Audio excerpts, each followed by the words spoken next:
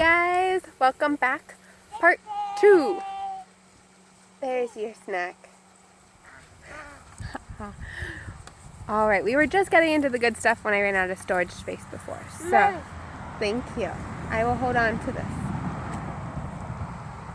Now I'm trying to remember my...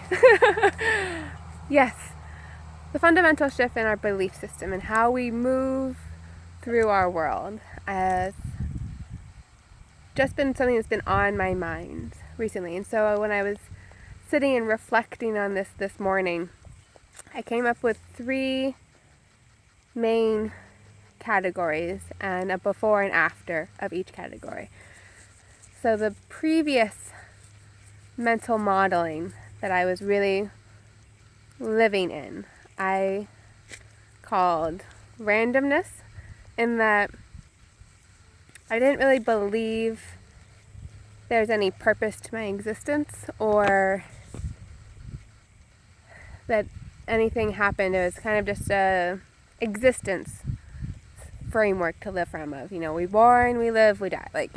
That's just kind of the shtick. And the shift that happened in that category was from a random belief or random mindset to a belief mindset of believing that we are each here for a purpose. And I'm reminded of the TED Talk that Mel Robbins gave 5 or 6 years ago now. That during it, she said that there's a 1 in 20 million chance that you, as yourself, were born at the time that you were born, where you were born, when you were born, to the family you were born. And that's powerful. 1 in 20 million, the odds that you, as you, are here right now on this planet at this time that we're in, and that there's a reason for it. That making the shift to a belief that we are each here now, in this moment, for a reason.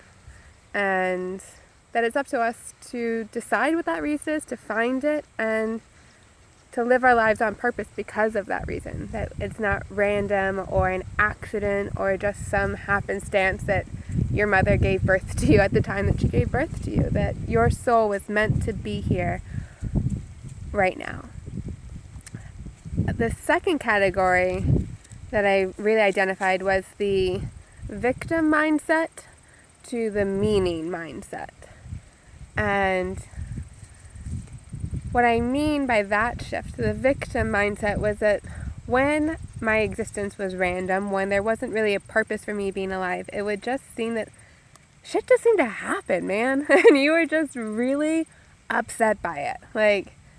Things would happen and you get together with your friends at the bar and you're like, you would not believe the day that I had.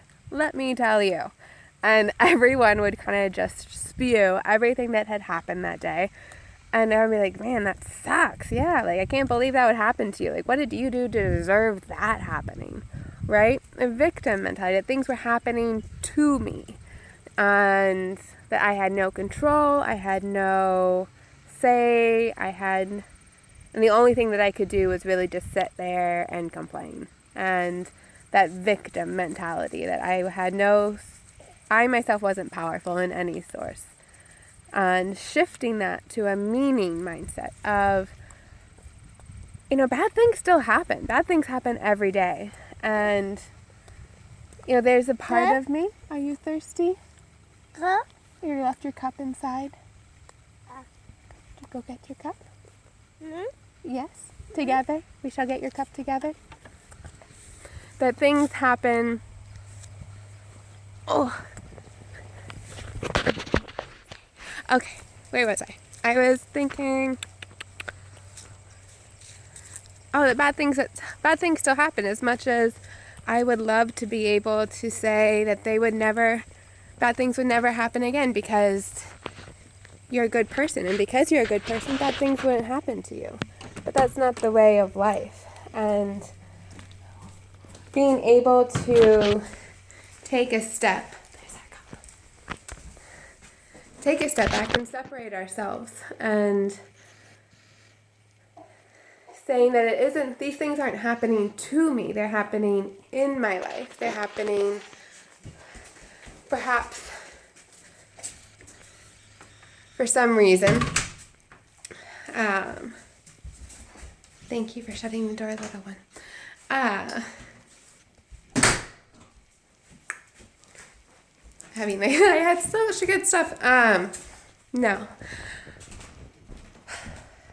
Taking a deep breath to ground myself and recenter, we will move indoors and try here. So finding the meaning mindset of saying, life is life. Good things happen, bad things happen. And while it's easy to say the good things are meant to happen because we deserve them and we...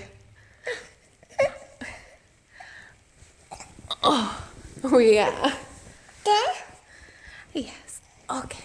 Ready? Up we go. Okay. We deserve good things to happen. We don't deserve bad things to happen. And that was the victim mentality. And remembering when it's coming from a place of meaning that this is here to serve me in some way. How can this fuel my growth? Who do I need to be to meet this challenge? And that leads us into the final category was the threat versus challenge mind shift. Of when I was in the victim and the random mindset, things were very threatening. Things were very scary. It's a very anxious, derived way of living.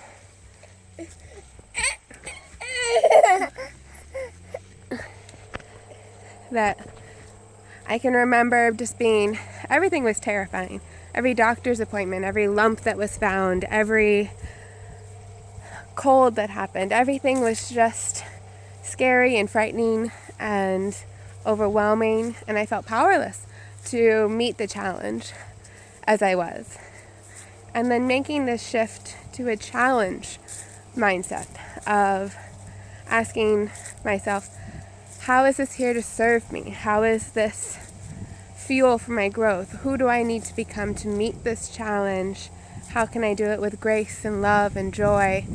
How can I be happy and present with my family in the bad moments and in the good moments? And say hello to the cows. Okay, we'll see if they're out today. And when living from the belief, meaning, challenge mindset, life is just... Yeah, there they are. Can you see them? Life is just awesome. I did a Spartan race last week, a beast, and it was farther than I've ever run, more obstacles than I've ever done, less burpees than I did the last Spartan race, so that was a nice change of pace. But I got to the end of it, and my husband was just flabbergasted. He said, "You just look happy. You just look like you're having the time of your life." And I was like, you know what? Big old grin on my face, covered in mud, dirt, blood. Like, I was a mess. And I was the most happy I've been in so long because I was the most alive. I felt the blood pumping through my body. I felt fully in alignment with my body, my soul, my mind. And it was only because I faced most difficult challenges that I have in a very long time. And it was with that spirit of bring it on. Yes.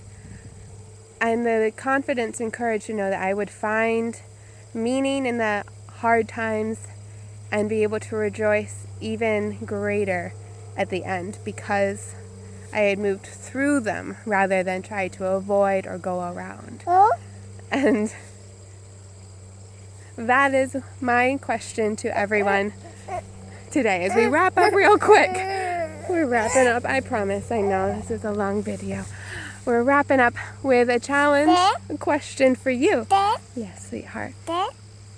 Have you made a shift throughout the coach program or your time with Optimize? And if you have, one more sentence. What is those shifts? And can you lean even more powerfully into those shifts today? I'm sending you light and love. We'll see you tomorrow.